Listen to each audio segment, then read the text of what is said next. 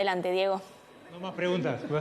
Bien, compañeros, como anunciamos y fue noticia ayer, el CIADI, este Centro de Arbitraje Internacional dependiente del Banco Mundial, condenó al Estado uruguayo al pago de 80 millones de dólares a la empresa panameña LADA de aviones por una denuncia que habían presentado en el año 2019. Y esto salió ayer y bueno, fue parte del intercambio político que hubo en la jornada de ayer entre oficialismo y oposición, pero ahora para analizar esto vamos a tener una mirada técnica, como decían, y estamos con Viviana Barreto, licenciada en Relaciones Internacionales, a quien le agradecemos por estos minutos. Bueno, ¿era esperable este fallo? Hola, ¿qué tal? Buenas tardes. En realidad es difícil decir que es esperable o no. Los procesos ante el CIADI no suelen ser muy transparentes en cuanto a las etapas y los plazos que a los que se puede estar atentos.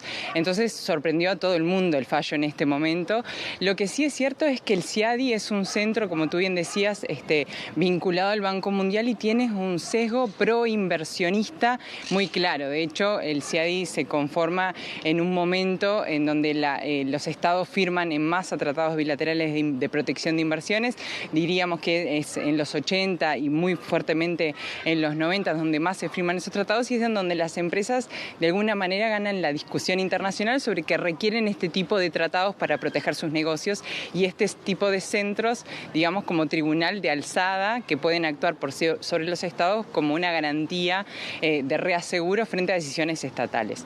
Entonces, no es una sorpresa que falle en contra del Estado uruguayo, porque hay centros a nivel internacional y acá también nacionalmente algunas organizaciones lo seguimos, y hay un sesgo. Más del 70% de los fallos del CIADI son en contra de los estados y a favor de las empresas. Bien. La empresa panameña LADA hacía referencia también a que se viola parte de un acuerdo que había entre Uruguay y Panamá en 1998.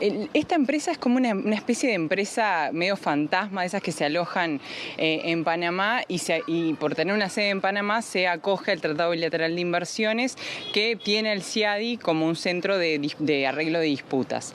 Esta empresa aduce que el Estado uruguayo en todo el cierre de Pluna y en el proceso previo al cierre de Pluna tomó decisiones que afectaron al negocio y por lo tanto afectó a su capacidad y a sus derechos como inversionista, y demanda al Estado desde ese lugar. La verdad es que en estas horas de debate público un poco se ha revivido las discusiones en torno al cierre de Pluna, y creo que algo que faltó en esa discusión pública es que la empresa Leadgate, de la cual Lara después adquiere sus acciones, a su vez había tenido un fallo contrario de la justicia uruguaya por la compra del negocio de aeropuertos VIP y de aviones VIP.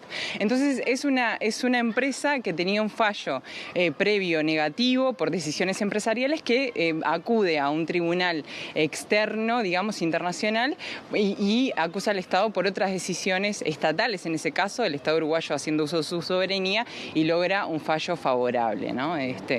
La sanción que se le incumple al Estado, que se le da, termina siendo alta, porque ellos reclamaban cerca de 980 millones, es de 80 millones, 500.000 dólares por cada mes de atraso. Bueno, si mirás la demanda y el monto inicial versus lo que se falló, quizás se puede decir que no es alta, pero desde nuestro punto de vista, y hemos seguido el tema desde Redes Amigos de la Tierra, no es tan interesante medir la cantidad de dólares que el Estado tiene que pagar, porque incluso en aquellos casos en los que el Estado ha salido vencedor, como puede ser el de Philip Morris Internacional, hay costos económicos y hay costos políticos muy grandes, que es la soberanía del Estado y la política pública puesta al arbitrio de un tribunal internacional que se aduce el derecho de fallar protegiendo el interés de un privado, que es la empresa. Entonces, sí, es verdad que el monto puede no sonar muy alto, pero entre 30 y 80 millones de dólares que salen de las arcas del Estado por una decisión que el Estado uruguayo tomó en ejercicio de sus derechos por sobre esta empresa que tenía parte